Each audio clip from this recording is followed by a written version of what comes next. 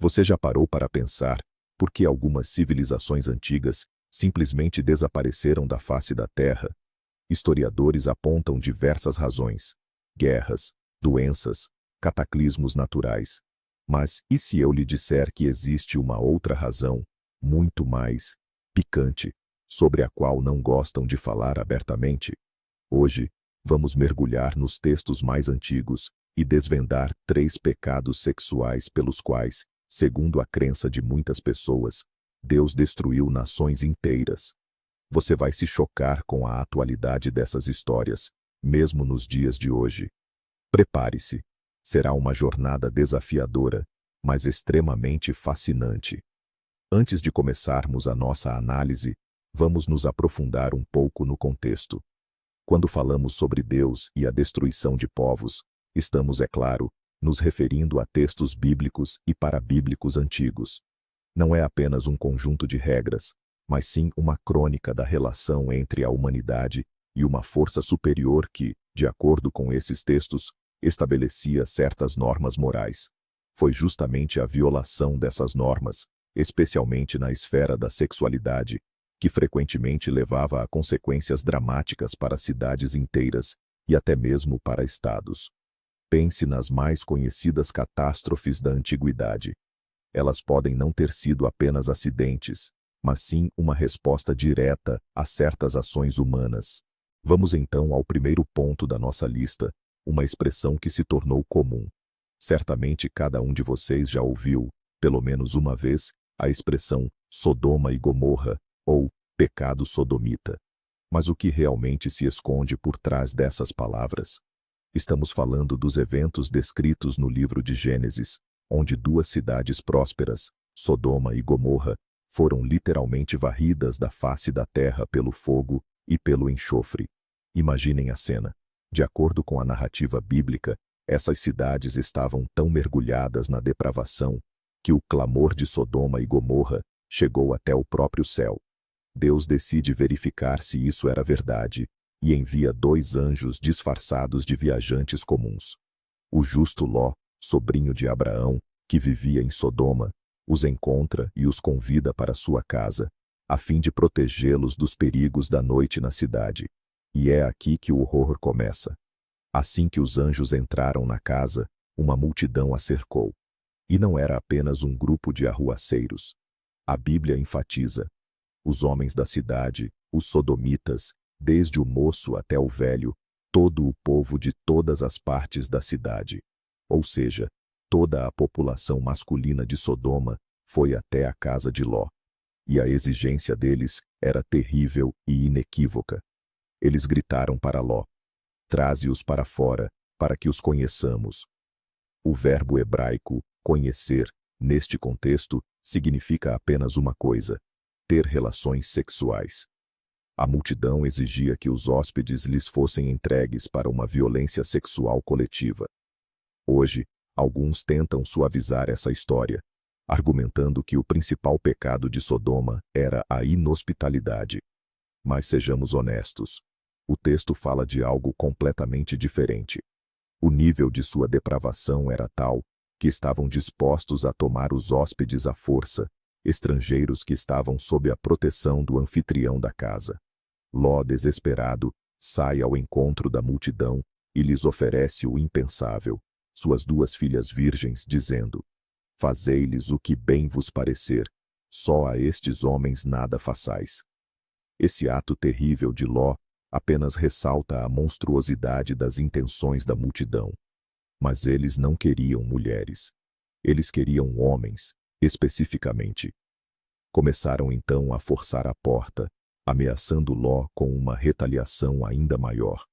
Foi nesse exato momento que os anjos cegaram os agressores e salvaram Ló e sua família, ordenando-lhes que fugissem imediatamente da cidade. E então, uma chuva de fogo caiu sobre Sodoma e Gomorra. Destruição total e irrevogável. Assim, o primeiro pecado, ou seja, o pecado de Sodoma, não é simplesmente a homossexualidade, como muitos simplificadamente acreditam. É um comportamento sexual agressivo, violento e predatório, elevado à condição de norma para toda uma sociedade. é a total ausência de freios morais, onde a luxúria se torna a única lei e a violência o meio de satisfazê-la. Este é, portanto, o verdadeiro pecado de Sodoma, aquele pelo qual, segundo as Escrituras, veio uma retribuição tão terrível. Passemos agora ao segundo pecado sexual, que talvez seja ainda mais traiçoeiro, pois se disfarçava sob a capa da piedade e da religião. Estamos a falar da prostituição cultual e dos rituais sexuais, práticas amplamente difundidas entre as antigas tribos cananeias, os mesmos povos em cuja terra, segundo a Bíblia, os israelitas chegaram. Para compreender a profundidade desse fenômeno, precisamos mergulhar por um momento na sua cosmovisão. Os cananeus adoravam deuses da fertilidade, como Baal e Astarte. A sua lógica era simples. Para que a terra desse frutos, o gado se multiplicasse e nascessem crianças nas famílias, era preciso ajudar os deuses, mostrar-lhes o que se esperava deles. E a melhor forma de o fazer, acreditavam, era através da imitação do ato da criação, ou seja, sexo ritualístico. Imagine um templo, um lugar que associamos à oração, ao silêncio e à santidade. Agora, imagine que esse templo era, na verdade, um bordel ritualístico legalizado. Nele serviam os chamados Kedeshim e Kedeshot, prostitutos e prostitutas do templo. As pessoas vinham ao templo não só para oferecer sacrifícios, mas também para ter relações sexuais com eles. Isso não era considerado pecado, mas sim um ato de adoração. Parte do rito religioso. O dinheiro pago por isso ia para o tesouro do templo. A Bíblia descreve isto com extremo repúdio. Nos livros de Levítico e Deuteronômio, encontram-se proibições rigorosas a tais práticas. Deus diz diretamente aos israelitas: não façam como se faz na terra de Canaã, para onde vos levo. Por que a reação foi tão veemente?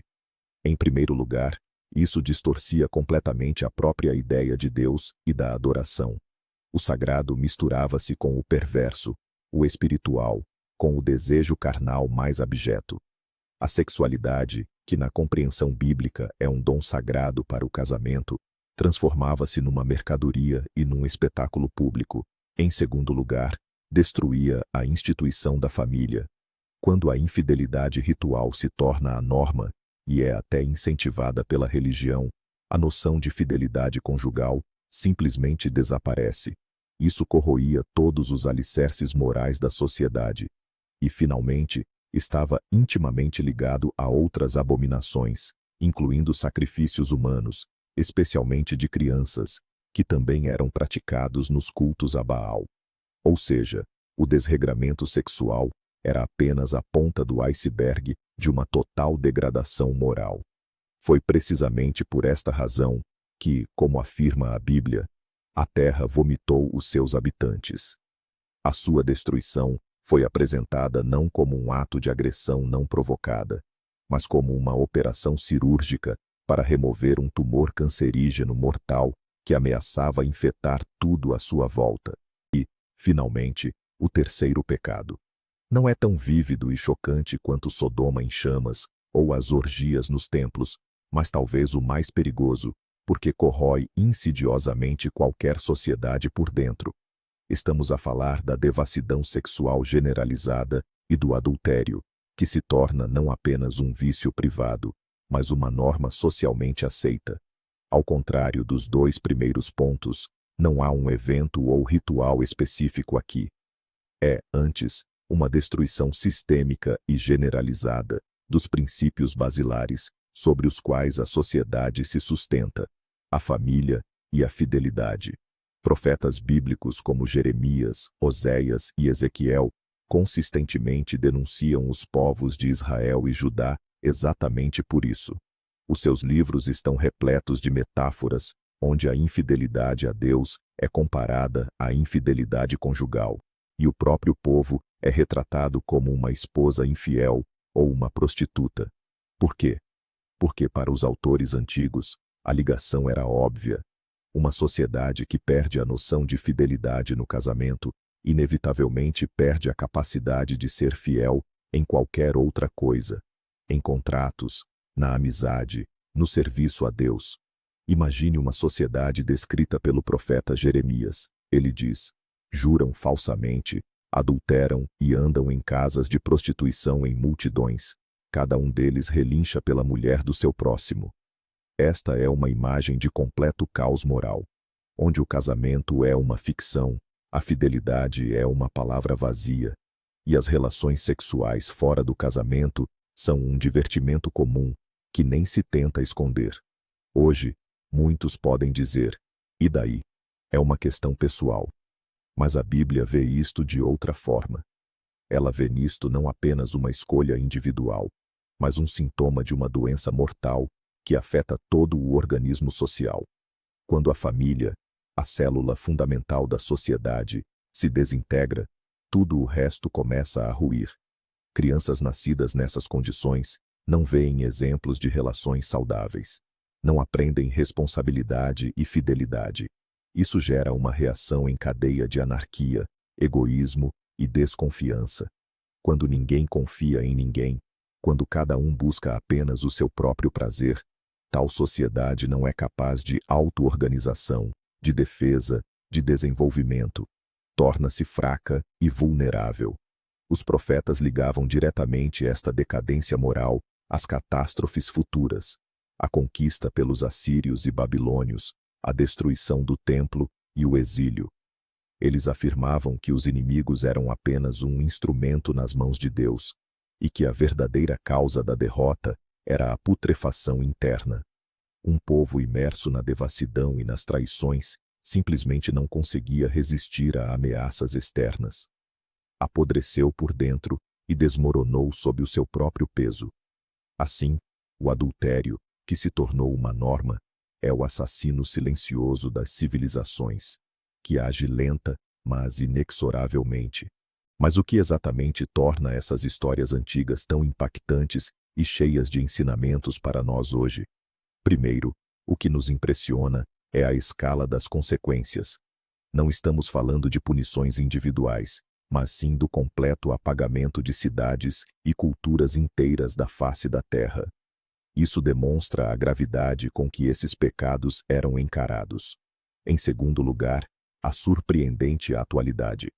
Se olharmos de perto, muitos desses problemas antigos, a desintegração familiar, a promiscuidade sexual, a busca desenfreada por prazer a qualquer custo, são incrivelmente semelhantes aos desafios que enfrentamos no mundo moderno. E é aqui que reside a verdadeira virada de chave. Essas histórias, escritas há milênios, não são meros contos do passado. Elas servem como um poderoso alerta sobre quão facilmente uma sociedade pode se corroer por dentro, caso negligencie seus princípios morais fundamentais. Talvez Deus destruindo seja uma metáfora para a autodestruição que ocorre quando o declínio moral atinge um ponto crítico. Pense nisso. Quando os pilares morais desmoronam, frequentemente o que se segue é o colapso social, econômico e, por fim, físico. Assim, percebemos que, segundo os textos antigos, pecados sexuais traziam terríveis castigos sobre nações inteiras. Seja o pecado de Sodoma, a prostituição cultual ou a libertinagem generalizada, todos apontam para o mesmo. A violação de certos limites morais tem consequências profundas e duradouras. Obrigado por ter assistido a este vídeo até o fim. Espero que ele tenha provocado sua reflexão. Se você gostou desta fascinante imersão na história e na moral, não se esqueça de deixar o seu like, inscrever-se no canal e ativar o sininho para não perder os próximos vídeos. E você, o que pensa sobre essas antigas lições? Acredita que pecados semelhantes poderiam levar ao colapso de uma sociedade também em nossos tempos? Compartilhe suas opiniões nos comentários.